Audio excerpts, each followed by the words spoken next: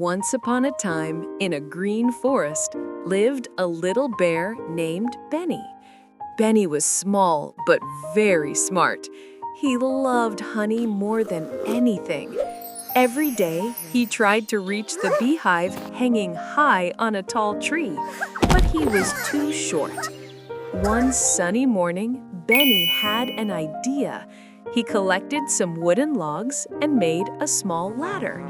Slowly and carefully, he climbed up. The bees buzzed around him, but Benny was gentle and didn't hurt them.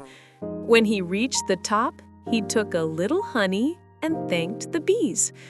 "Don't worry, I'll take only what I need," he said kindly. The bees smiled and buzzed happily around him. From that day on, Benny became friends with the bees. They shared honey with him every week.